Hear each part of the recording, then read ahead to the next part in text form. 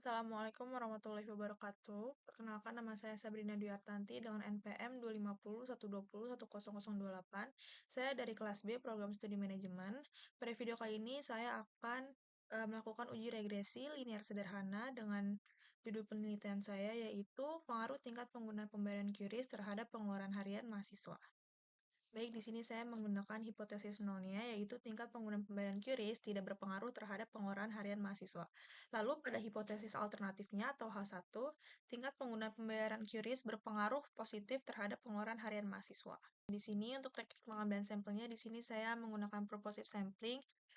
Saya menyebarkan kuesioner kepada teman-teman saya dan mahasiswa dan generasi Z yang menggunakan QRIS dalam bertransaksi. Lalu di sini ada data mentahnya yang saya ekspor pada variabel X dan Y-nya. Lalu pada pengumpulan data ini saya berhasil mendapatkan 37 responden yang saya sebarkan kuesionernya melalui Google Form. Dengan pertanyaan pertama dalam variabel X, yaitu dalam satu hari berapa kali Anda biasanya menggunakan QRIS untuk bertransaksi. Di sini saya menggunakan 5 pilihan, yaitu 1 kali, 2 kali, 3 kali, 4 kali, dan 5 kali. Lalu untuk pertanyaan pada variabel Y, saya menggunakan pertanyaan, dalam satu hari, berapa kisaran jumlah uang yang Anda habiskan untuk makan, minum, atau jajan dengan menggunakan pembayaran QRIS.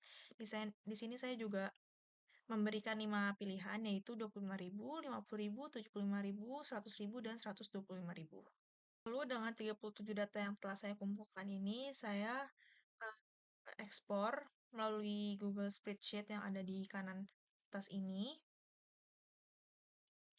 Lalu data tersebut akan keluar seperti ini, baik karena saya menggunakan aplikasi Stats Kingdom. Jadi yang pertama, pada laman Google ini saya mencari statskingdom.com karena di sini saya akan melakukan uji regresi linear sederhana. Di sini saya scroll, lalu saya pilih regression calculator yang simple linear regression. Di sini akan keluar tampilan seperti ini, ada pada variabel X dan Y. Nah, pada kolom X atau variabel X ini, saya masukkan hasil data dari pertanyaan X yang telah diberikan oleh responden. Di sini dari data spreadsheet, saya salin, lalu saya masukkan ke dalam Stats Kingdom. Lalu di sini pada kolom Y atau variabel Y juga saya masukkan hasil data dari responden. Pada variabel ini saya menginput datanya ini tidak menggunakan RP dan titik karena agar hasilnya ini menjadi angka satuan. Lalu jika datanya sudah masuk semua, pencet bagian calculate. Nah, lalu di sini langsung keluar hasil dari pengolahan datanya.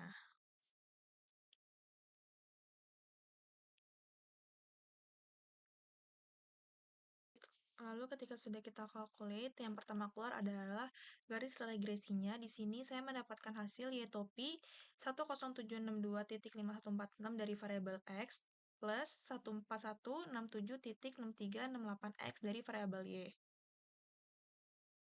Nah, di sini juga terdapat grafik line fit plotnya. Di sini grafiknya terlihat bergerak ke atas karena bergerak dari kiri bawah ke kanan atas. Di sini menunjukkan bahwa garis regresi ini memiliki arah yang positif karena hasilnya meningkat.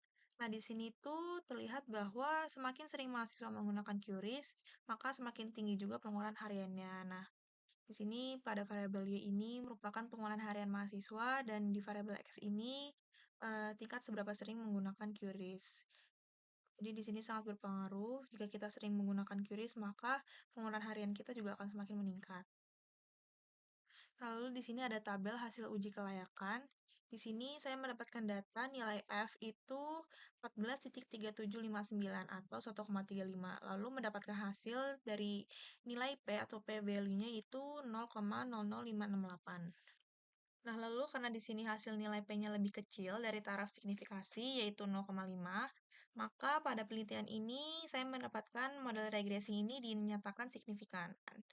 Jadi, hipotesis nolnya atau H0-nya ini ditolak, lalu hipotesis 1 atau hipotesis alternatifnya diterima. Lalu di sini hasil dari topi ini berdasarkan hasil data variabel X dan variabel Y ini dibagi dengan data variabel X pangkat 2. Di sini mendapatkan hasil 657.837.8378 dibagi dengan hasil variabel X yaitu 46.4324. Maka hasilnya adalah 1+1 67.6368.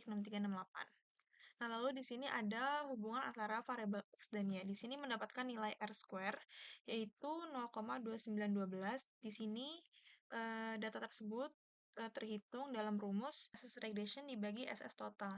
Di sini SS regressionnya berdasarkan hasil data dari variabel Y dan SS totalnya juga berdasarkan dari variabel Y, yaitu 932.000.7.551.2066 dibagi 320 108.10810.8108. Nah, hasilnya adalah 0,2912 atau jika dibentuk dalam persentase yaitu 29,1%.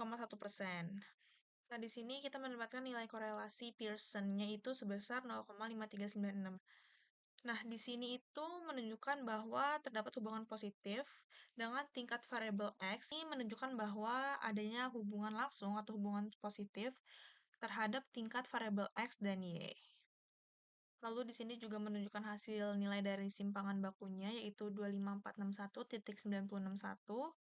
Lalu terdapat juga nilai hasil kemiringan garis regresinya yaitu 14167.6368. Lalu di sini ada nilai interceptnya yaitu 10762.5146. Ini berdasarkan hasil perhitungan konstanta atau B0.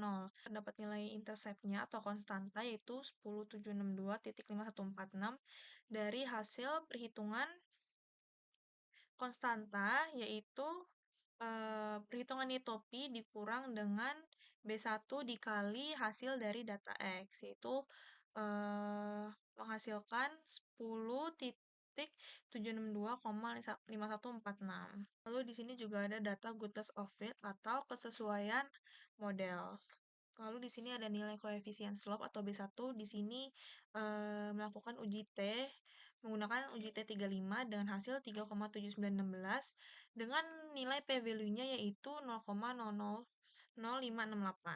Di sini nilai ini tuh sama dengan p-value pada uji model secara keseluruhan. Nah, di sini juga ada nilai intercept-nya atau B0. Di sini berdasarkan uji dua arah menunjukkan T35 sama dengan 0,8151 dengan nilai p-value-nya yaitu 0,4205. Lalu pada poin ketiga ada residual normality. Nah, lalu dari hasil pengolahan data ini menunjukkan bahwa model regresi linear mengasumsikan bahwa residual ini bersifat distribusi normal. Jadi hasil ujinya ini Shapiro dikurang Wilk menunjukkan nilai p-value-nya ini sebesar 0,07401. Nah, karena 0,07 ini lebih dari 0,05, maka data ini tuh disebut dengan distribusi normal. Nah, pada perhitungan ini menggunakan mode regresi yaitu Y topi sama dengan B0 plus B1X, yang dimana Y topi ini adalah nilai hasil dari prediksi variabel Y. Nah, B0 ini adalah konstanta dan B1 adalah koefisien regresinya.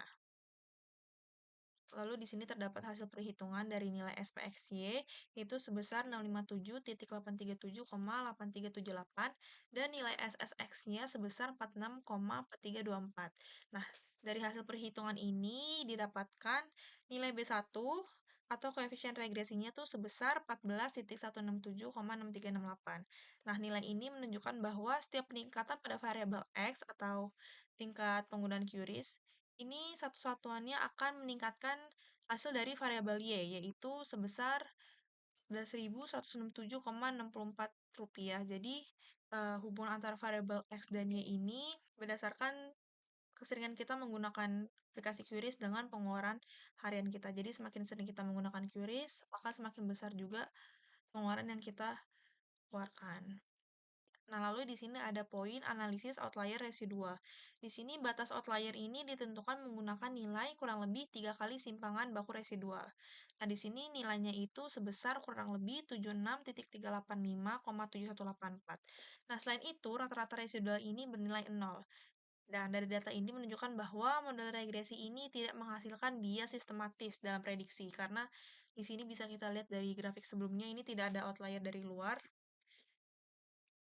Baik, berdasarkan hasil dari pengolahan data ini menunjukkan bahwa variabel X ini memiliki pengaruh positif terhadap variabel Y ini. Jadi, semakin kita sering menggunakan QRIS, juga akan semakin besar juga pengeluaran yang kita keluarkan. Untuk uji signifikasinya mendapatkan nilai p-value 0,000568 sehingga model regresinya ini dinyatakan signifikan. Yang dimana hipotesis 0 atau HA0-nya itu ditolak, sementara hipotesis alternatif atau H1-nya ini diterima. Nah, dari hasil pengolahan ini menegaskan kembali bahwa variabel X ini secara statistik berpengaruh terhadap variabel Y. Baik, sekian dari saya. Kurang lebihnya mohon maaf. Wassalamualaikum warahmatullahi wabarakatuh.